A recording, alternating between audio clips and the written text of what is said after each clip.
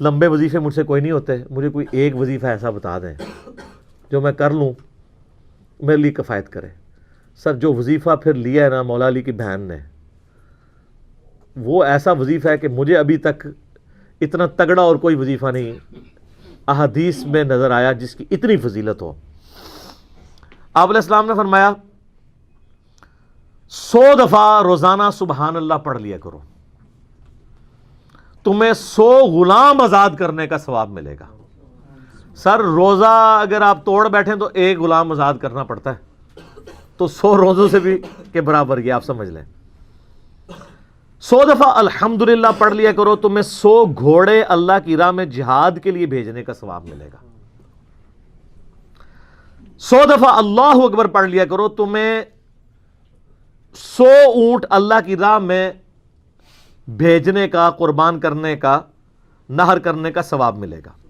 100 اونٹ، سر ایک اونٹ کی قیمت آلموسٹ 2-2.5 لاکھ روپے، کروڑوں روپے کا وظیفہ ہے جی، یہ ملینز آف ڈالرز کا یہ وظیفہ ہے، فری میں۔ اور 100 دفعہ لا الہ الا اللہ پڑھ لیا کرو، یہ زمین و آسمان کے درمیان جتنا فاصلہ ہے اس کو ثواب سے بھر دے گا۔ سر لا الہ الا اللہ کے پھر برابری کون کر سکتا ہے؟ وہ حدیث بطاقہ ہے نا، کاغذ کے پرزے والی حدیث جامع ترمذی میں، کہ ایک شخص کے 99 دفاتر گناہوں کے کھولے جائیں گے اور نامہ مال تل رہا ہوگا تو اللہ تعالیٰ فرمائے گا میں کسی کے ساتھ ناانصافی نہیں کرتا۔ دوسری طرف ایک کاغذ کا ٹکڑا ڈالا جائے گا جس پہ لا الہ الا اللہ لکھا ہوگا۔ وہ شخص کہے گا یہ ایک ٹکڑا کیا کر سکتا ہے، بس وہ رکھنے کی دیر ہوگی، وہ پڑھنا بھاری ہو جائے گا۔ اللہ کے نام سے تو وزنی کوئی چیز نہیں ہو سکتی، اسے کہتے ہیں کاغذ کے پرزے والی حدیث، اس کے لیے جنت کا حکم ہو جائے گا۔ لا الہ الا اللہ کا مقابلہ نہیں ہے۔ تو یہ 4 وظیفے ہیں، سبحان اللہ، الحمدللہ، اللہ اکبر، لا الہ الا اللہ۔ یہ اتنا محبوب وظیفہ ہے کہ جو سنن ابی داؤد میں، جامع ترمذی میں صلاۃ و تسبیح والی حدیث ہے، اس میں 300 دفعہ کون سے کلمات پڑھے جاتے ہیں؟ یہی سبحان اللہ والحمد للہ ولا الہ الا اللہ واللہ اکبر، بس اتنا ہی پڑھنا ہوتا ہے۔ یہ ولا حول ولا قوت الا باللہ کی حدیثیں الگ سے ہیں، لیکن صلاۃ و تسبیح میں اتنا ہی پڑھنا ہوتا ہے، چاروں کلمات۔ حتیٰ کہ صحیح مسلم میں حدیث ہے، نبی علیہ السلام نے فرمایا یہ 4 کلمات مجھے ہر اس چیز سے بڑھ کر محبوب ہیں جن پہ سورج طلوع ہوتا ہے، یعنی دنیا اور جو کچھ دنیا کے اندر ہے اس سے بڑھ کر مجھے یہ چیز محبوب ہے کہ میں یہ 4 کلمات کہہ لوں، سبحان اللہ والحمد للہ ولا الہ الا اللہ واللہ اکبر۔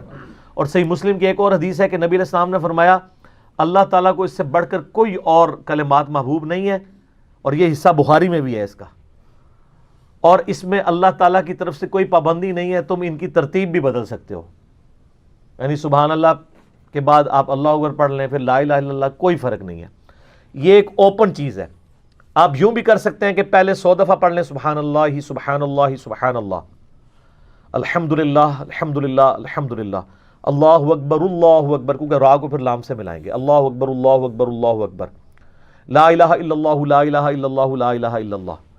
اور یوں بھی پڑھ سکتے ہیں، وہ زیادہ بہتر ہے، سبحان اللہ والحمد للہ ولا الہ الا اللہ واللہ اکبر، کیونکہ اکبر پہ وقف کریں گے، ورنہ یہ سبحان اللہ تو الحمدللہ ہی پڑھ نہیں سکتے آپ، کیونکہ الحمدللہ الحمدللہ بنے گا کانٹینیوس، جیسے اللہ اکبر اللہ اکبر اللہ اکبر بنتا ہے، تو وقف کرنا پڑے گا سوائے سبحان اللہ کے۔ سبحان اللہ یہ تو پڑھ سکتے ہیں، لیکن الحمدللہ کو الحمدللہ وقف کرنا پڑے گا۔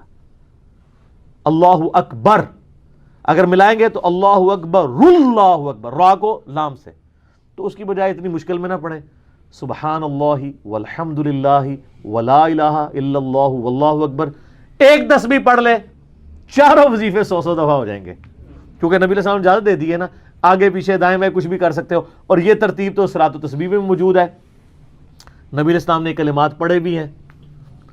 آپ کو پتہ ہے تبلیغی جماعت والے 3 وظیفے بتاتے ہیں، ویسے بڑی سمجھداری سے ہی کسی نے وہ ڈیوائز کیے ہوئے ہیں۔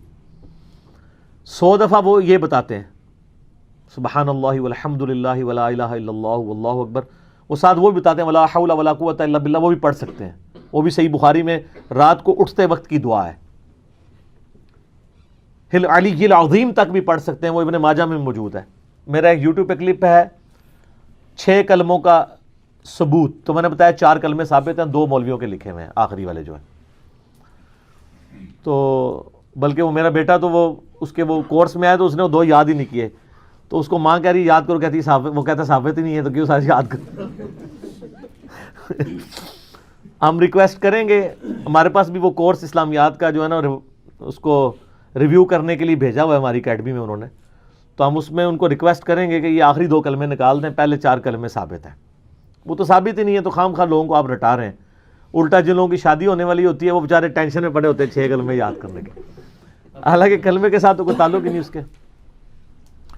تو یہ جو صلاۃ و تسبیح کے اندر بھی پڑھا جاتا ہے، لیکن اس میں لا حول ولا قوت الا باللہ نہیں، وہ تو لادہ سے بخاری مسلم میں حدیث ہے کہ جنت کے خزانوں میں سے ایک خزانہ ہے لا حول ولا قوت الا باللہ. تو آپ پڑھنا چاہتے ہیں ضرور پڑھیں، اس میں وظیفے کے طور پہ آپ پوری تسبیح اس کی پڑھ لیں بے شک. تو تبلیغ جماعت والے ایک یہ بتاتے ہیں 100 دفعہ درود شریف بتاتے ہیں اور 100 دفعہ استغفار بتاتے ہیں. تو بہت انٹلیکچوئل چیز ہے. یہ وظیفہ اتنا کمال ہے کہ آپ کے ہر فرض نماز کے بعد یہ وظیفہ نبی الاسلام نے مشروع کیا ہے. مسلم شریف میں حدیث ہے ہر فرض نماز کے بعد یہ وظیفہ پڑھنے والا کبھی نامراد نہیں جاتا. 33 دفعہ سبحان اللہ، 33 دفعہ الحمدللہ اور 34 دفعہ اللہ اکبر. اور ایک حدیث میں ہے مسلم شریف کی کہ جو پڑھے 33 دفعہ سبحان اللہ، 33 دفعہ الحمدللہ، 33 دفعہ اللہ اکبر اور 100 کا عدد پورا کرنے کے لیے پڑھ لے لا الہ الا اللہ وحدہ لا شریک لہ لہ الملک ولہ الحمد وہو علی کل شیء قدیر. 100 کا عدد اس سے بھی پورا کر سکتے ہیں اور 100 کا عدد اللہ اکبر کہہ کے بھی پورا کر سکتے ہیں، تو اس کے سارے گناہ معاف کر دیے جائیں گے، اگرچہ سمندر کی جھاگ کے برابر ہی کیوں نہ ہو. لیکن وہ صغیرہ گناہ، کبیرہ گناہ صرف توبہ سے معاف ہوتے ہیں. وہ صحیح مسلم میں حدیث ہے کہ اگر بڑے گناہوں سے بچا جائے تو ایک جمعے سے دوسرا جمعہ، ایک رمضان سے دوسرا رمضان اور ایک نماز سے دوسری نماز درمیان کے گناہوں کا کفارہ بن جائے گی. لیکن جو نماز ہی نہیں پڑھتا تو جمعہ پڑھتا رہے تو وہ تو بڑے گناہوں سے نہیں بچا ہوا نا. مسلم شریف میں حدیث ہے بندے کے کفر اور اسلام کے درمیان فرق نماز ہے. یہ نہ ہوگا ایک رمضان پڑھ لے اگر رمضان کے بیچ چلے سارے، نہیں نہ، اس طرح نہیں ہوگا. تو یہ وظیفہ اتنا کمال ہے، بخاری مسلم دونوں میں حدیث ہے.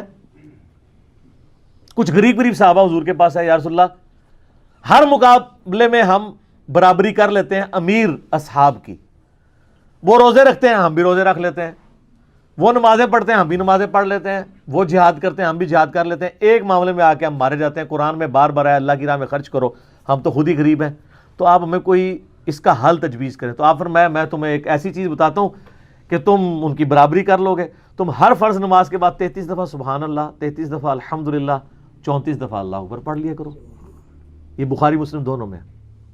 کچھ دنوں کے بعد پھر وہ حاضر ہوئے، یا رسول اللہ وہ تو امیر صحابہ کو بھی پتہ چل گیا، وہ بھی یہی کچھ پڑھ رہے ہیں، اب ہم کیا کریں؟ تو اسی تک لو جناب، تو اسی گرین کارڈ دے تے بلو کارڈ دے چکر ہی پے ہو، دنیا دے آخرت کے نہیں. صحابہ کرام آخرت کے بلو اور گرین کارڈ کی بات کرتے تھے. تو نبی علیہ السلام مسکرائے، آپ نے فرمایا ذالک فضل اللہ یؤتی من یشاء، یہ اللہ کا فضل ہے، میں تو اللہ کا فضل نہیں روک سکتا. ٹھیک ہے نا؟ تو ظاہر ہے گیون سرکمسٹانسز اللہ کے دیے ہوئے ہیں، اس کے اندر آپ بیسٹ پرفارم کرنے کی کوشش کریں. اللہ کے فضل کو تو کوئی روک نہیں لگا سکتا نا. کوئی یہ نہیں کہہ سکتا کہ جی وہ یعنی تیرے ہوتے جنم لیا ہوتا کیوں نہیں ہوا، ہو سکتا ہے ابو جہل ہی ہوتا. تو جس حال میں اللہ نے رکھا ہے اسی کو آپ بہتر سمجھیں. تو اس طرح کی کئی احادیث ہیں جو ان وظیفوں کو سپورٹ. اچھا مسلم شریف میں ایک حدیث میں یہ بھی آیا کہ 10 دفعہ سبحان اللہ، 10 دفعہ الحمدللہ اور 10 دفعہ اللہ اکبر. اگر کسی کے پاس ٹائم تھوڑا ہے نا تو فرض نماز کے بعد یہ بھی پڑھ سکتا ہے. 10 دفعہ بھی وظیفہ یہ والا کیا جا سکتا ہے.